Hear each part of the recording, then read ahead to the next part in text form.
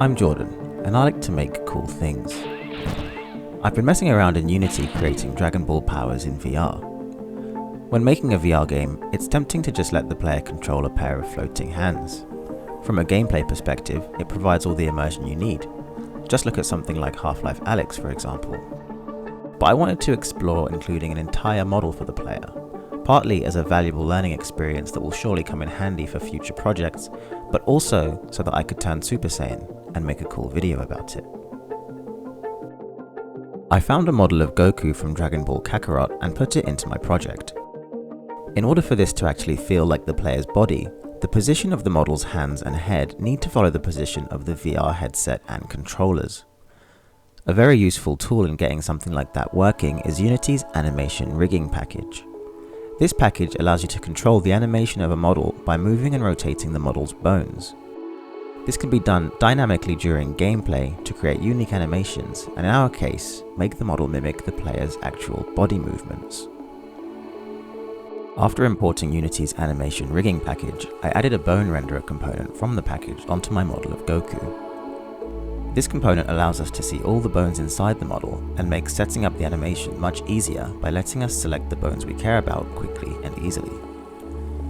By default, it shows every single bone that the model contains. These models can be quite complex and contain bones that are used for really fine movements, or even the movement of the model's clothing. For our purposes, we only needed the main humanoid bones for the arms, legs, spine, neck, and head. Luckily, the bone renderer component allows you to easily hide certain bones, so I hid all the bones we wouldn't be needing to leave us with just the main ones.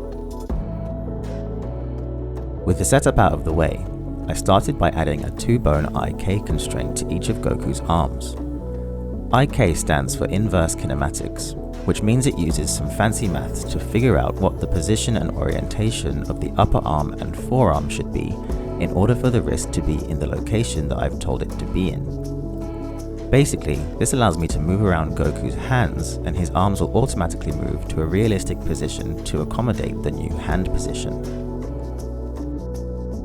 We also need to be able to move Goku's head so that we can make the model look where the player is looking and actually move the entire Goku model to be in line with the player's position. To do that, we can use a multi-parent constraint. This constraint isn't too fancy, it just makes the position and rotation of the head follow the position and rotation that I specify.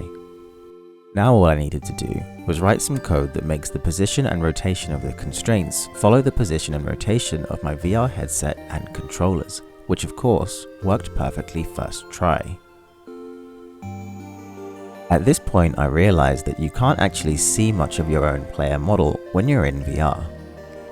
To allow us to actually enjoy having a body a bit more, I thought adding in something like a mirror would be cool, and also have the added benefit of helping us see if everything was lining up properly from a different angle.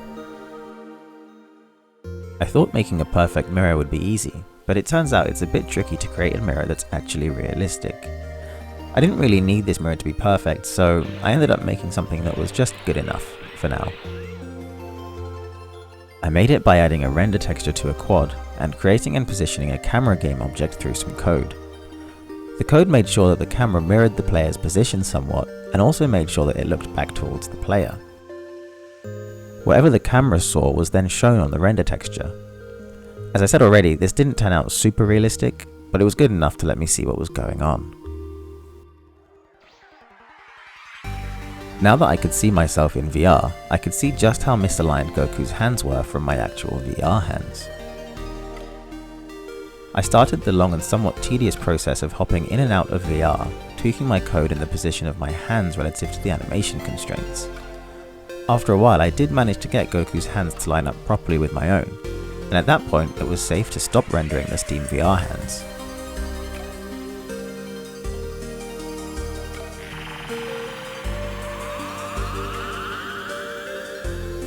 Next, I wanted to get Goku's legs working. So far they just stuck out straight and passed through the floor. I needed them to bend when I crouch and maybe even make some attempt at seeming like they're walking when I move. This meant it was time for some more inverse kinematics. Unlike the arms, the legs don't specifically follow the position of a VR controller. We have to do a little bit of work to determine a realistic enough position for Goku's feet to be in, then let the IK script work its magic to position the legs accordingly. I did this by writing some code that sends a raycast for each of Goku's feet downwards from above to detect if Goku was standing on a surface. If the raycast hits the surface, then the point at which the raycast hit the surface would be the position we set Goku's feet to be in, and the IK script would do the rest. This worked really well as long as Goku was standing still. It allows us to crouch realistically and even jump.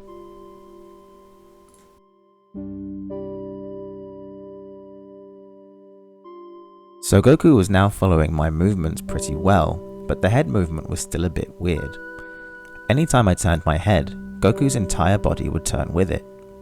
I wanted the turning to feel a bit more natural, so that the head would turn first and the torso would follow a bit later, and then lastly the legs would follow the torso. I achieved this by lerping the torso's forward vector to the head's forward vector, and lerping the waist's forward vector to the torso's forward vector. With some tweaking of the timings, I ended up with something that felt quite natural, and I only turned Goku into a writhing mass of flesh longing for the sweet embrace of death once or twice. Why are we still here? Just to suffer every night. The overall movement was actually feeling really good now. Goku's movements were similar enough to mine to make me feel like Goku's body was my body. But there were a few things about Goku's legs that weren't right. They looked great when I wasn't moving, but they didn't react realistically when flying or walking. They would eerily slide along the floor when walking, or stick out completely straight when flying. Making the legs look better when flying was quite straightforward. I just wrote some code which set the position of the feet to a more natural position if Goku was in the air, and the leg IK scripts sorted out the rest. Making the legs move more realistically when Goku was on the ground was much more tricky, so naturally I immediately decided to draw inspiration from someone else's code. In this case, I ended up using the IK foot solver script from Unity's own Procedural Walker tutorial. Unfortunately, this didn't work perfectly right out of the box since it doesn't account for the player flying, so I had to do a little bit of the legwork myself to make it smoothly transition from walking to flying properly.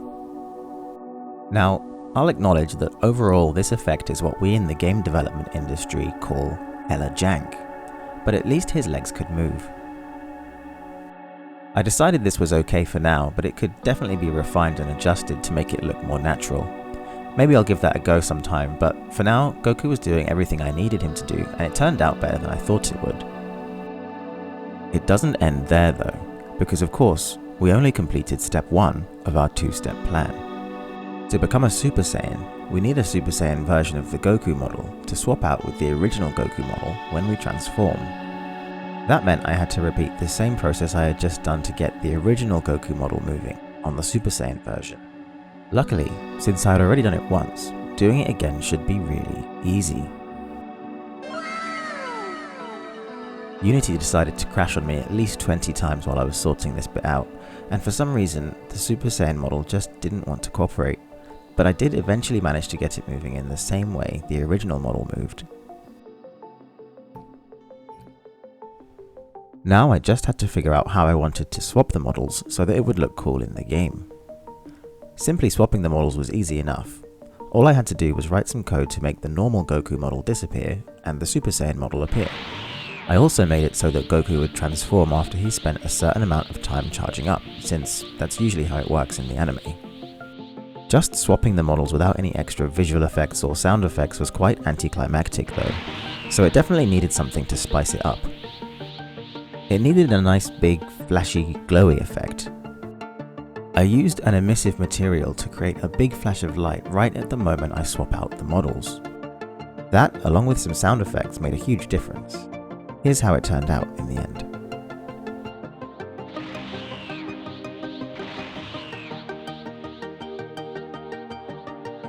It would be interesting if turning Super Saiyan actually changed the gameplay somehow, but for now, this is purely cosmetic.